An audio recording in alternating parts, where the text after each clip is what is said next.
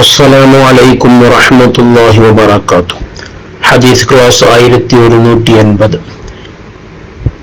ബഹുമാനപ്പെട്ട ഇമാം അഹ്മദ് റളിയല്ലാഹു അൻഹു റിപ്പോർട്ട് ചെയ്യുന്ന ഹദീസ്.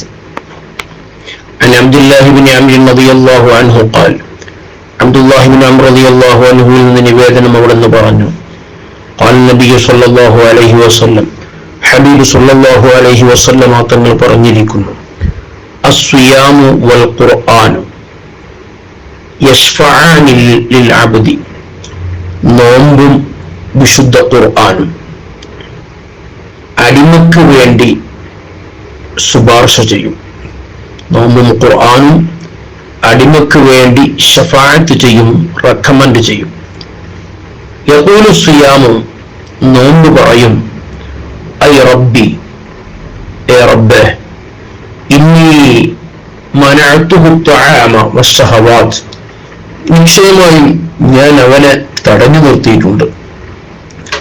അത്വആമ, ഭക്ഷണത്തിൽ നിന്നും, അതുപോലെ വശഹവാത്ത്, വിചാരങ്ങളിൽ നിന്നൊക്കെ അവനെ ഞാൻ തടഞ്ഞു നിർത്തിയിട്ടുണ്ട്. ബിന്നഹാരി, പകൽ സമയത്ത് ഭക്ഷണത്തെ തൊട്ടും അതുപോലെ അവന്റെ വിചാരങ്ങളെയൊക്കെ ഞാൻ തടഞ്ഞു വെച്ചിട്ടുണ്ട്. അതുകൊണ്ട് ഫശഫിഅനി ഫീഹി, എന്നിലൂടെ അവനക്ക് നീ ശഫാഅത്ത് ചെയ്യണം, എന്റെ ശഫാഅത്ത് നീ സ്വീകരിക്കണം, അവനെ രക്ഷപ്പെടുത്തണം എന്ന് നോമ്പ് അള്ളാഹുവിനോട് പറയും.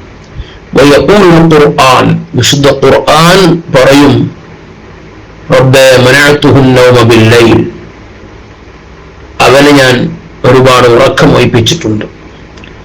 രാത്രി സമയങ്ങളിലെ ഖുർആൻ ഓതിയും തഹജ്ജുദ് നിസ്കരിച്ചും നിസ്കാരത്തിൽ ഖുർആൻ ധാരാളം ഓതിയൊക്കെ ഞാൻ അവനെ ഉറക്കം ഒരുപാട് തടഞ്ഞു വെച്ചിട്ടുണ്ട്.